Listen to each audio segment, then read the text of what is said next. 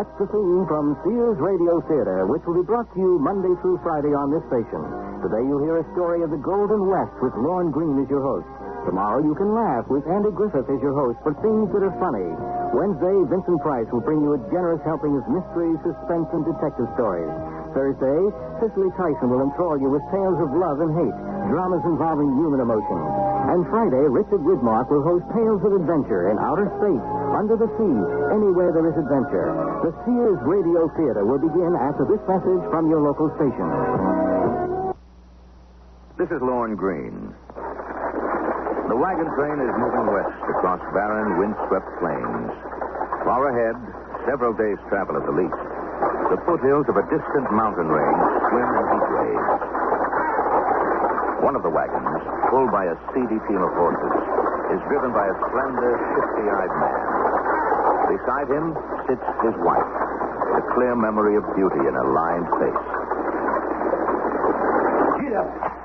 Get up there. I'd like to get up in front instead of being in the rear all the time. Less dust that way. It was your idea, Bristol. Throwing in this wagon train at the last minute. Leaving everything behind and all. Well, I told you 1,000 times, Hope. I got tired of apologizing to everybody all the time. Well, you ain't the first man to serve time in prison. I was railroaded. You were caught. Oh, my backside. Wish you could do something about this seat. We'll find ourselves a plot of ground somewhere out west. Somewhere we can grow things on. We could grow things where we was. Yeah, folks just won't let you live down a prison record. Where do you aim to leave this wagon train and settle down? Out west, woman. I ain't never been there neither, you know. Well, it better be pretty soon, Bristol. My backside just about had this wagon seat. And that's only the beginning of our story.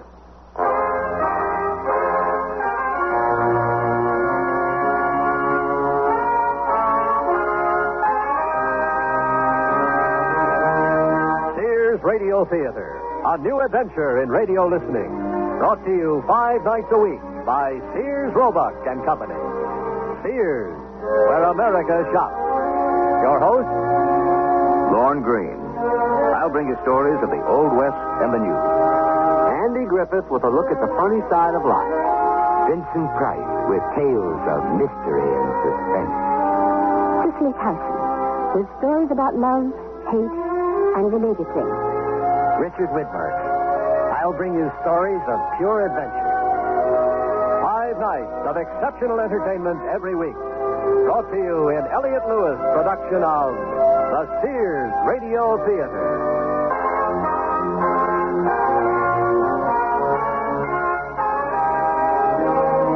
Our story, Retribution, by Ted Sherdeman. Our stars, John McIntyre and Jeanette Nolan.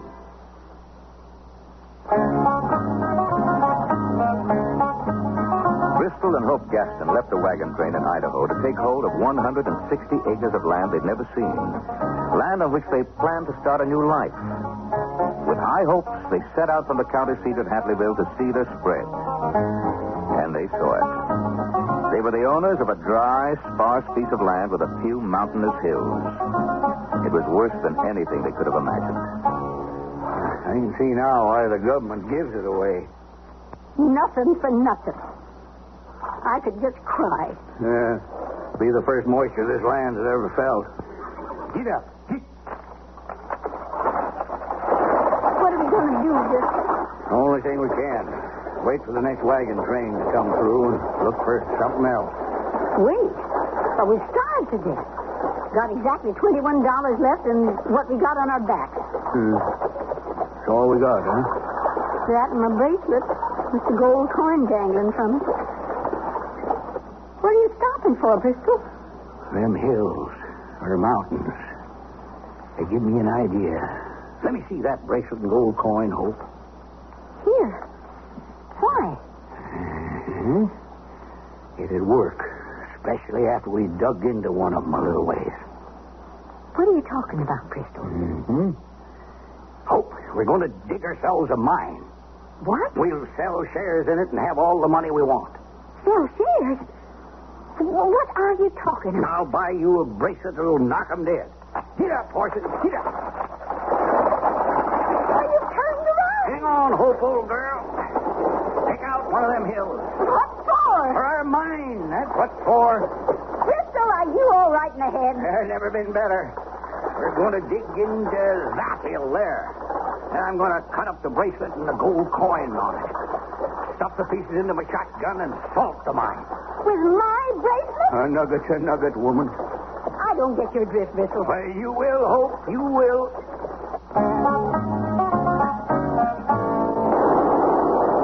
Now, let's see. Take a real expert to tell the difference. Come here. Look at this wall, Hope. You still shooting? Yeah, all through. Look, I've never been in a gold mine before. like a real load, huh? Whatever a load is, that looks real. Now, to dig a few out of there. Why are you digging them out when you just got them in? To show 'em back in Headleyville. To prove we've struck it rich, woman.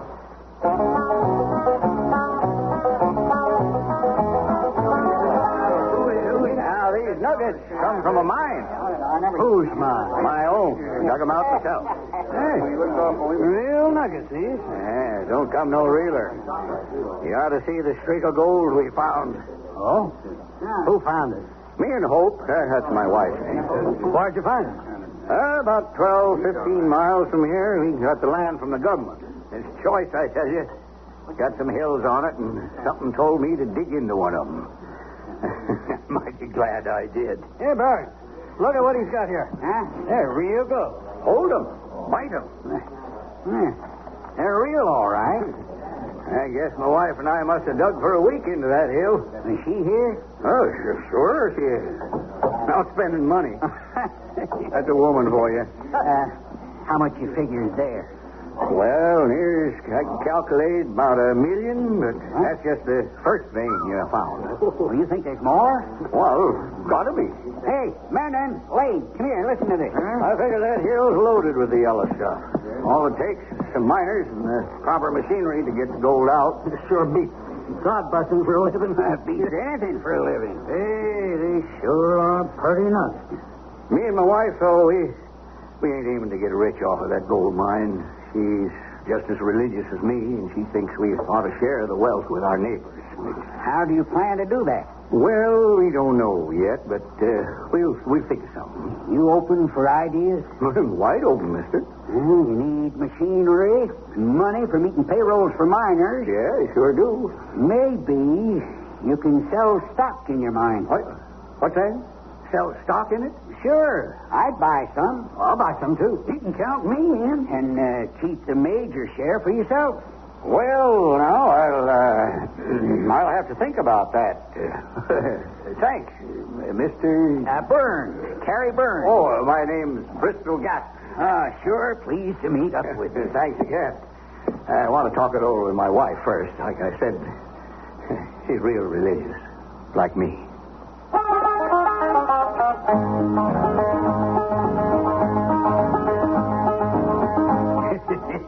What's so funny? This guy, Terry Byrne, he said to keep the major share of the stock for myself.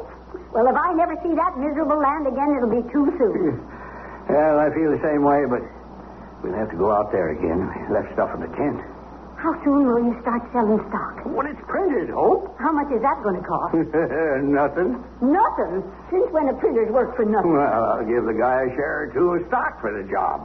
Oh, but how much will a share be worth? Well, having 160 acres, $10 a share, there's over $1,000, woman. Let's see.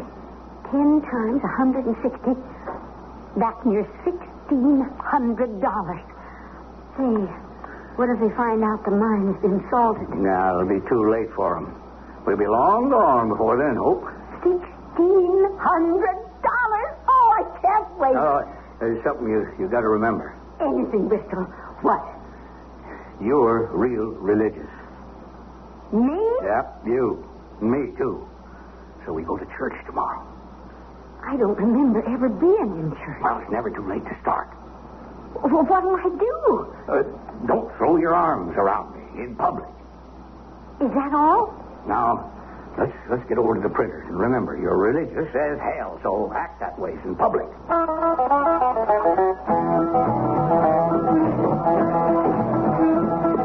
Good sermon, don't you agree, Bristol? Real good. Oh, you met my wife, Hope? When we first arrived, Mr. Burns. Mrs. Gatton. Very generous of you, Bristol, giving our pastor a new church. Well, it was my wife's idea to give it out of the first profits we made, Terry. Such an ugly word, profit. Oh, our parson doesn't think so, Mrs. Gaston. You thought any more about my suggestion, Bristol? Yes, I have. We give it a great deal of thought, and we prayed a lot. We're going to start tomorrow evening, Carrie. Start what? Selling the stock you suggested I sell in the gold mine.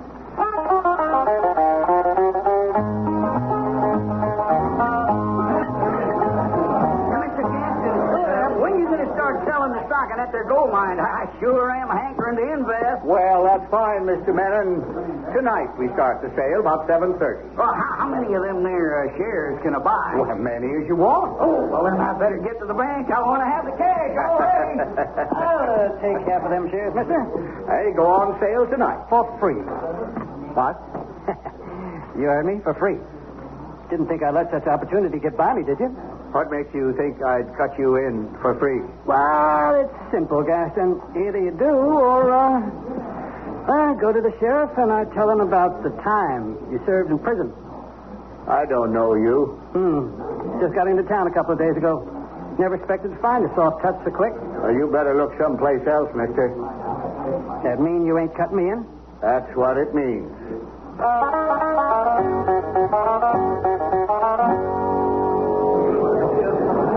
Now, you've seen the nuggets, friends. You know they're pure gold. We need machinery and miners to get the yellow stuff out of the ground.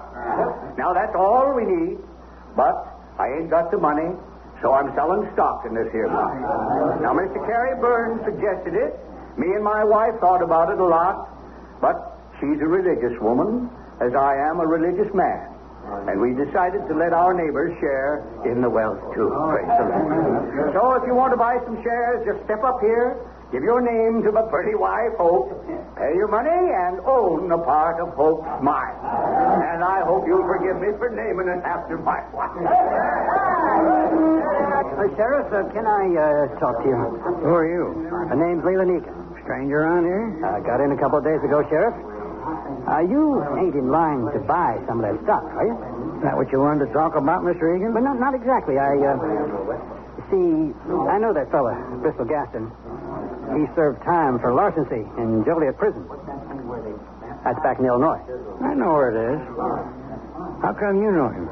Oh, well, sir, I ain't proud of it, but I served time there, too. Well, I can't stop an ex-con from selling stock in a mine, but I can sure let the folks know he's got a record. Hey, let me through here. Well, let me get by, fellas. It's the sheriff. So the guy talked. We'll leave the sheriff to me. How we doing so far? Sold near $300 worth. I'll sell the rest before I through with him. Well, now, if you'll just settle down, folks, I got something to tell you. Fine. I think you better know before you put all your savings into this gold mine that man's got a prison record. Yes,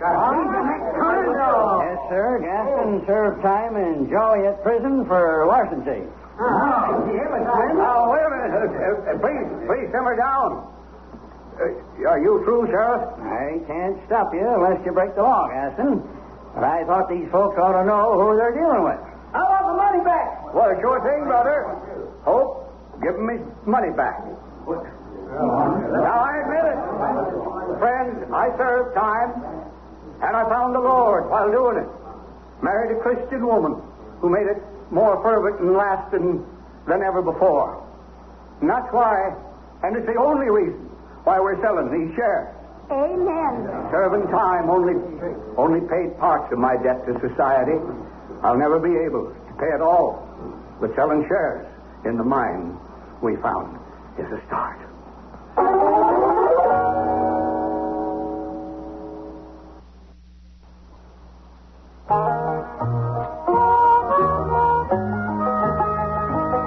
This Bristol Gaston, by his confession, has earned the goodwill and trust of those he counts on to fleece. His wife, Hope, has visions of riches beyond her greediest dreams. The informer, who thought he would put a crimp in Bristol's plans, has been thwarted. And only the sheriff is left with doubts about the mine as he talks to his deputy, Jerry Lago. Never saw so many people eager to part with their savings, Jerry. I don't never remember seeing you looking so low, Sheriff. Well, you try to help folks and they turn you down. Well, not a happy thing. You buy some of Gaston's stock, Sheriff? No, sir, Bob. Everybody else did, including the guy who told me Gaston served time in Joliet prison. Well, that just goes to show you. Shows you what? Well, that if you believe in God and make it known, people will trust you with anything. Not me. I think we'd best have a look at that mine. Tonight? It's black outside. In the morning, Jerry. Now, maybe that mine's on the up and up. Maybe it ain't. Well, Gaston wouldn't have gone to all the trouble of getting stock certificates printed if it wasn't on the up and up. Unless it's part of his plan. What plan? To commit larceny again. In even a grander way than before. We'll ride out at early light tomorrow. Look at all the money. How much stock did you sell? The works, Hope, old gal. Every certificate I had printed. $1,600. I never saw so much money. Yeah, that's for sure. But first thing in the morning, we got to go pick up what we got left in the tent. Then we light out for Frisco? Yep, baby.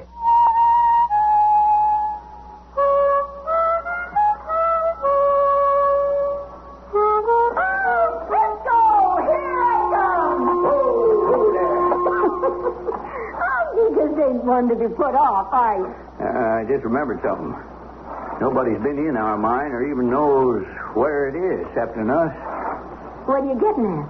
Oh, thank the Lord. Thanks for reminding me, Lord. You getting religion all of a sudden? Maybe I have. I tell you what we're going to do, Hope. And thank you, Lord, for reminding me. Get up. I don't get your drift, Bristol. We're going to blow up that mine entrance so nobody will ever find it. What for? What for? So nobody's disappointed with the lack of gold. And so nobody can ever accuse me of nothing. That's what for. Oh, look. Where are you going? Get the dynamite in the blasting cap, that's where. Oh, thank you again, Lord. Bristol, look. What's them two horses doing over there? Oh, where? What? Oh, they're grazing, I guess. But who'd they belong to? Well, maybe they throwed the riders. Yeah, that's what they must have done. Well, shouldn't we look for them? Who? Whoever they throwed. I ain't wasting time looking for nobody. I tell you what. You tie them horses up while I dig the holes for the dynamite. Tie them up. What for? 'Cause maybe we can sell them. Well, we can sure sell them fancy saddles. That's one of the things I always liked about you, Hope, old girl. What, Bristol? Your nose for money. Now, tie up them horses.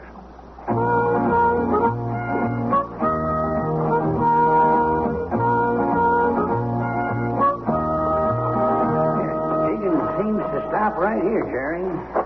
Must have stopped soon as he hit that streak of gold. He found it mighty quick. That's the way it is sometimes, Sheriff. These nuggets seem so scattered. So?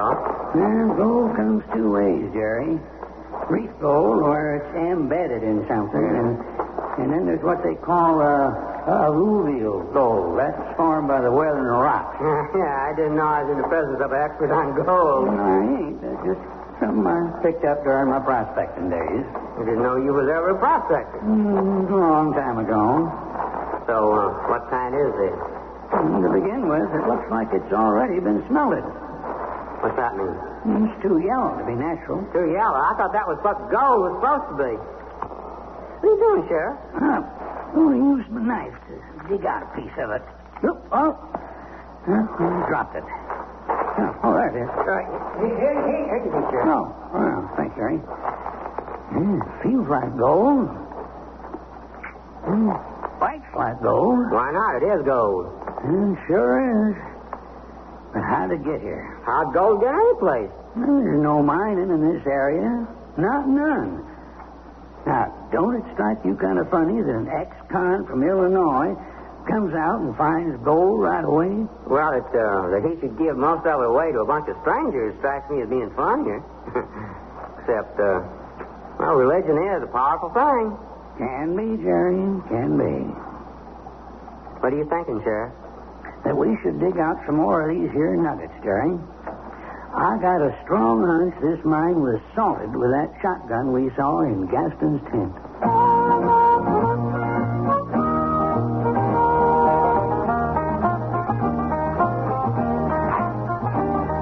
Yeah, that ought to do it. Why'd you dig all them holes for dynamite? Now I run a fuse down. Come on, Hope. That'll be far enough. Far enough for what? Well, when I light this fuse, you run and get behind the wagon. What do you plan to do? Join you. I meant by planting all that dynamite and blasting tag. Like I told you, to close up that mine entrance so nobody can ever find it and be disappointed.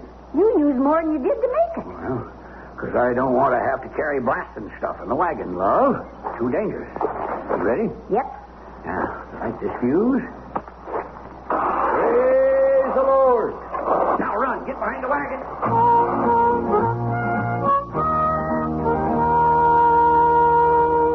How many more nuggets you going to need, Sheriff? I think this one does it. Looky there. Yeah, it's a date. 1840-something. Off a gold coin. That's all the proof we need, Jerry. Proof? But this mine was salted. Now, come on. Time to get out of here and ride back to town. Yes, sir.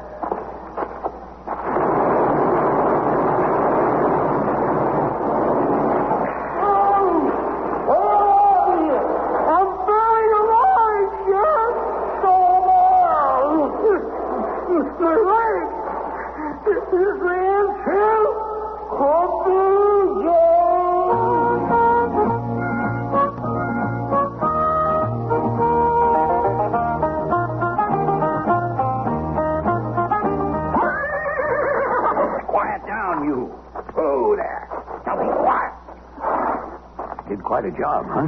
Just look at there, Bristol. The entrance to the mine is all closed now. Yep. Just the way I planned it. Wouldn't nobody ever expect the mine was there, would? Nope. Oh, thank you, Lord, for giving me such wonderful ideas. How about our tent? We leave it. We ain't never again going to live in a tent. All I'm taking is my tools and my shotgun. Get up in the wagon. We'll hightail it out of here. As long as you're in such speaking terms with the Lord, maybe he can do something about that seat. Right, get in there, girl. When you plan to sell them horses tied in the back, Bristol? First town we hit. Get up. We really on our way to Frisco now? We sure are, doll. Get up there, you hear? Let's see. $1,600 from the stock. And how much do you think we can get for them horses near saddles, Bristol? Oh, maybe. What's the matter? Bristol, what's that? Where? Over there. That cloud of dust. What? Oh, riders. Must be 6 or 7 of them. They're coming this way, Bristol. There's Carrie Byrne in the lead. Mr. Menon and Lane and all men I sold stock to. What are they doing out here? Bristol, what are we going to do? Let me think, woman. The mine entrance is all closed up. Will you let me think? Well, what if they find out what we've done? Will you shut up and let me think?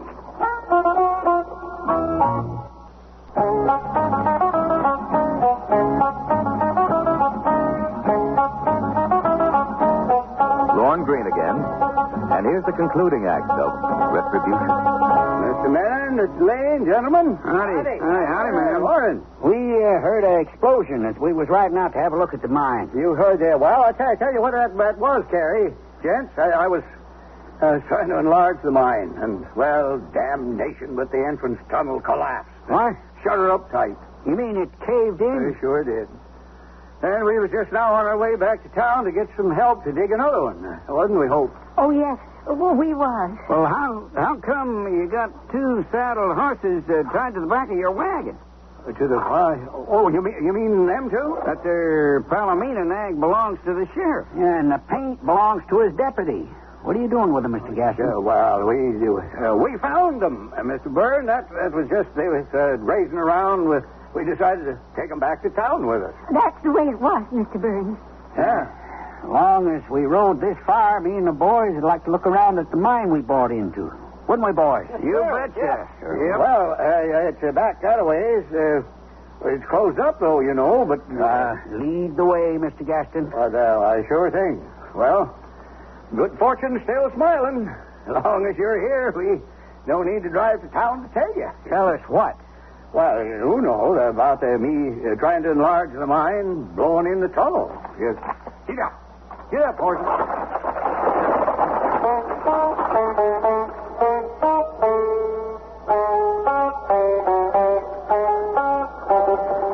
What are we going to do, Bristol? I'll think of something. Maybe we ought to just give the money back. Will you stop nagging me? There's our tent, Mr. Byrne. Oh, I see. Sure, sorry-looking ground, Mr. Byrne. Couldn't support a jackrabbit on it. No wonder the government gives it away. Only way they can get rid of it.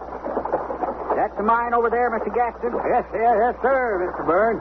Sure, closed up the tunnel into it. Yeah, by trying to enlarge it for the stockholders.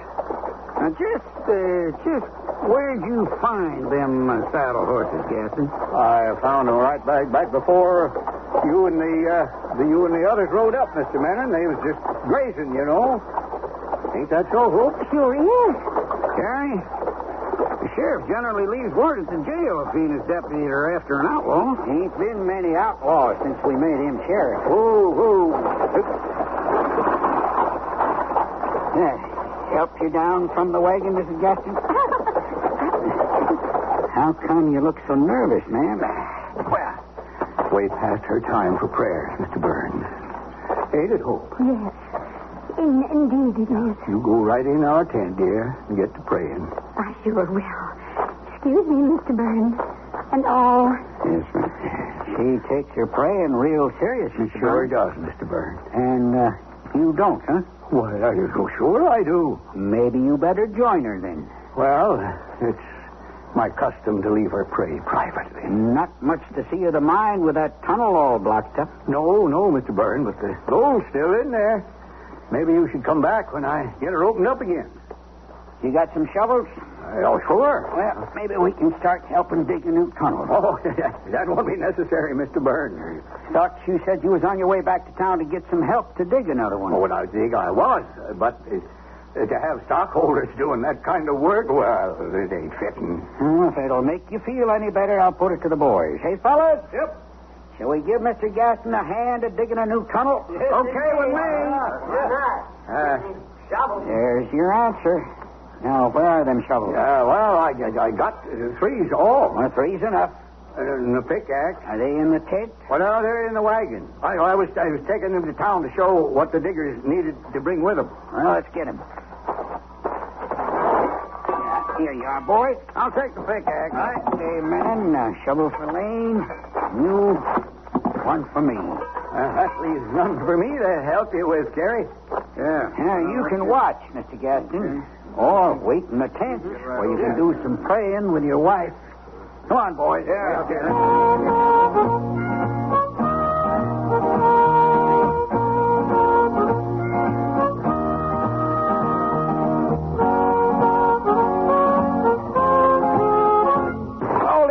Hold it. Stop working. You hear that, Menon? I didn't hear nothing, Terry. It seems to me I heard something. There, you hear it? Yeah, I heard it that time. Sounded like the sheriff. That's you, Sheriff. Hurry up! Jerry's about gone in. It is the sheriff and his deputy, all right. Menon, you go back to that tent. And if Gaston and his wife try to leave, shoot them. Yes, sir. Dig, boys. Dig fast.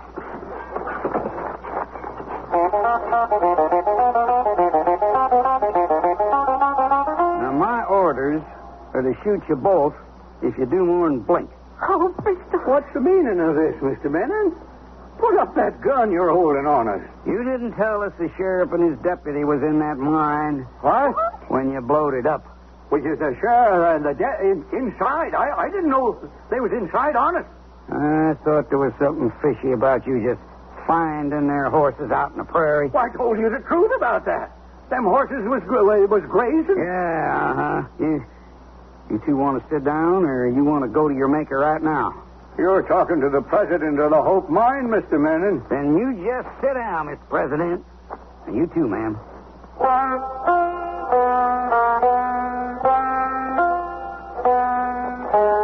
How did you know the mine was salted, Sheriff? That was a good job.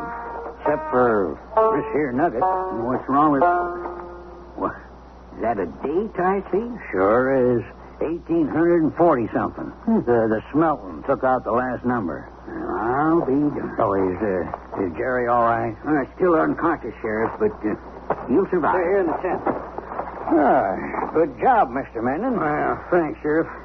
Well, Mr. Gaston, Mrs. Gaston. Sheriff, I had nothing to do with it. Shut up, woman. It was all his idea. Shut up. He took my bracelet with the gold coin on it. What are you trying to do? Get me 10 years? You knew we were in that salted mine when you set off that dynamite, didn't you?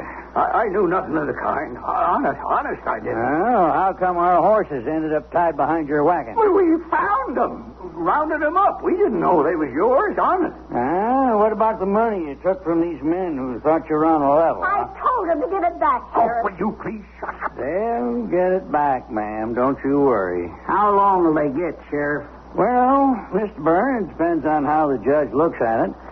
But it ought to add up to quite a few years. Why don't we just hang them now and save the cost of a trial? Because this is a nation of law, Mr. Manning. What's that? That's from inside the mine.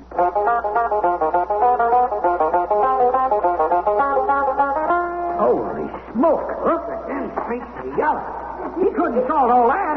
Didn't I tell you? Look at it. Didn't believe it myself when I first seen it. Why, it must go all the way back. Man alive, this is a gold bar. A real bonanza. And not salted either. Mr. Byrne, there must be $1 million worth of gold here. Billions, men, and them explosions must have uncovered billions. We're rich. I'll go tell the sheriff.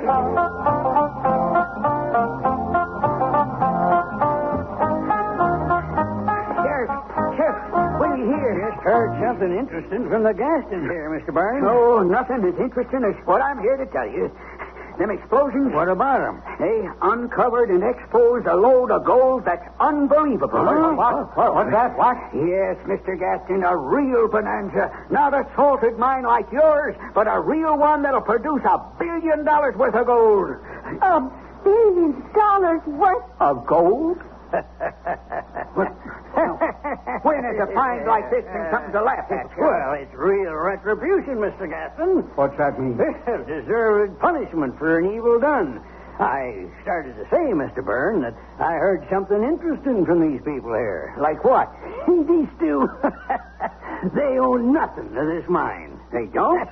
They sold every last share of stock, all that was printed, to the suckers, as they said. But the government give us the land. We still own it. There's nothing can be done till we give permission. Now, that's the rule of the government, you know. Correction, Gaston. You gave an acre of this land away with each share of stock. The sheriff's right.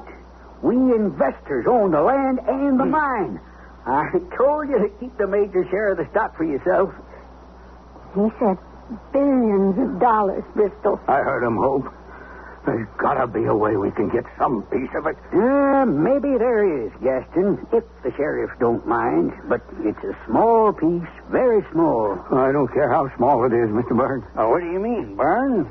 These two are slated for prison. Instead of prison, they can work here. Him as a mule skinner, his wife is a scrub woman. About 5 years worth, maybe. We could vote on it right here. Go ahead, Mr. Byrne. All in favor? Aye. Opposed? That's what I meant by a very small piece, Gaston. A scrub woman. I could just cry, Bristol. It's better than prison, Hope.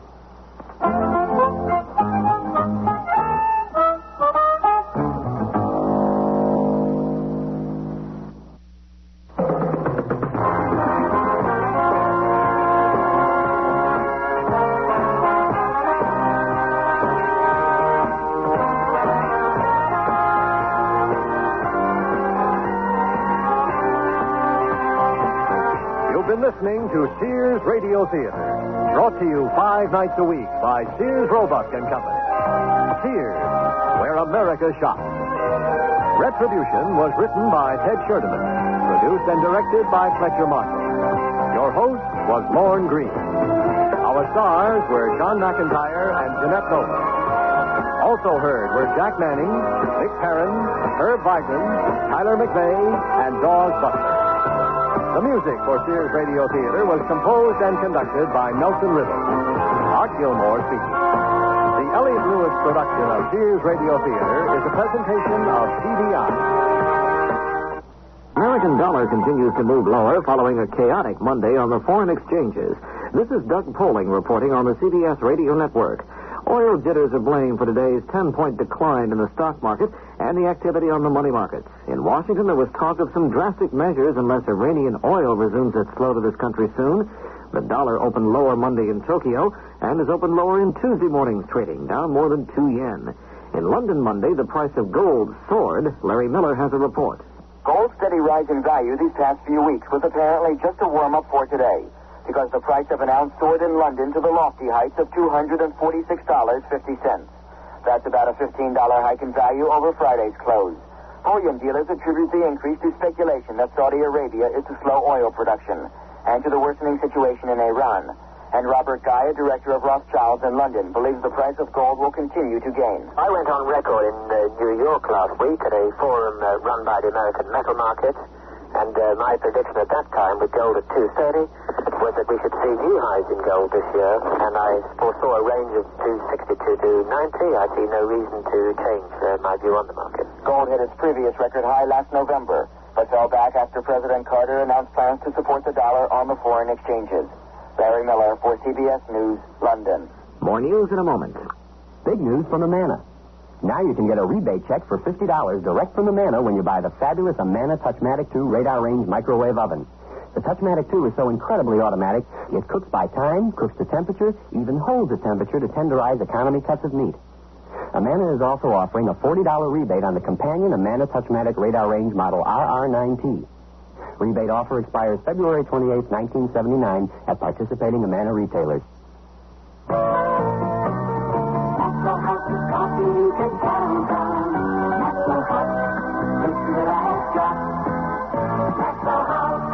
Good morning. Good company. Maxwell House. Coffee you can count on. Always smells good. Always tastes good. Always good to the last drop. Good coffee. A congressional panel today opened hearings into the phenomenon of religious cults with emotional arguments on both sides.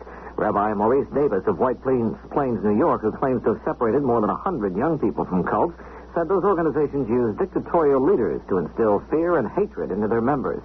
The Reverend Barry Lynn, Legislative Counsel for the United Church of Christ, urged Congress not to get involved in the non-criminal activities of cults, saying that would place the government in a constitutionally forbidden zone.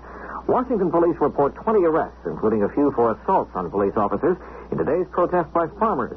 About 1,700 farm vehicles tied up the capital's traffic as their operators demonstrated for higher prices. The protest was organized by the group American Agriculture. Their approach was not endorsed by Alan Grant, president of the American Farm Bureau Federation.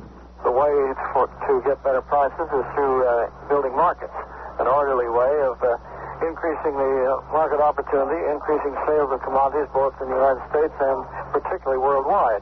We think that's the way to do it rather than driving tractors around here and there or turning goats loose on the White House lawn. We think that our orderly way is, gets more done. The protest in Washington is likely to continue tomorrow, although leaders of the movement have not yet disclosed their plans. As he left the United States, Chinese Vice Premier Deng Xiaoping today sent President Carter a message saying his trip to this country was a complete success. Deng said Sino-U.S. relations will witness a major progress under the new historical conditions.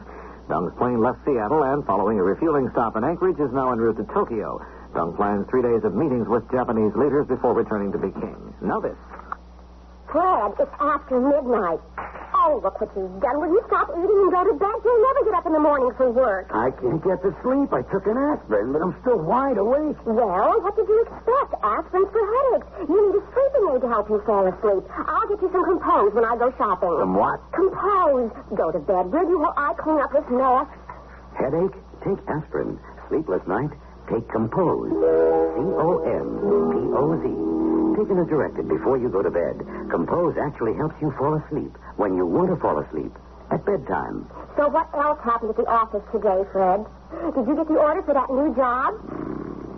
Fred? Fred, you asleep? That's Compose for you. Headache? Take aspirin. Sleepless night? Take Compose. Compoz. Take only as directed. Compose is available at all drug counters. Look magazine, a new version of it, made its debut on the newsstands today. Its predecessor folded more than 7 years ago. The new publication is trying to appeal to people on a regional basis. The copies distributed in the East have the late Nelson Rockefeller on the cover, while those being sold in the West feature a cover photo of Patricia Hearst. The original Look magazine first came out in 1937, but publication ended in 1971. This is Doug Poling, CBS News. Good evening. I'm Jackson Kane, KMOX News. Missouri State Auditor James Antonio wants the Missouri Office of Economic Opportunity to pay closer attention to several areas of responsibility. Antonio said the OEO should monitor closely the program to help low-income families to ensure that government grants are spent properly. In an audit released today, Antonio said funds the office provided to community action agencies around the state have not been audited. These are funds for weatherizing or improving the heating capacity of the homes of low-income families. A $900,000 federal financial outlay has been granted St. Louis County in the state of Missouri to buy land. The money from the U.S. Department of the Interior will be matched by the state and county. The money will go for the purchase of land for recreational development in 3 areas of South County. The Missouri Division of Employment Security said it filled nearly 179,000 jobs through its service program in 1978. Division Director Joseph Dietrich said 1978 was the best job placement year in recent times, especially for permanent jobs. 3 men have been charged with robbery, assault, and stealing in connection with the beating of a maintenance worker at a Crestwood, Missouri car agency. Charged are 27-year-old Carl Shoemate and his 20-year-old brother Dennis, both of Alton, Illinois, and 20-year-old Dickie Rebstock of St. Louis. And 41 counties in Illinois have been declared disaster areas, including Madison and St. Clair counties. The declaration makes the counties eligible for low-interest loans from the Small Business Administration. The loans will be for physical disaster and economic injury caused by recent heavy snowstorms.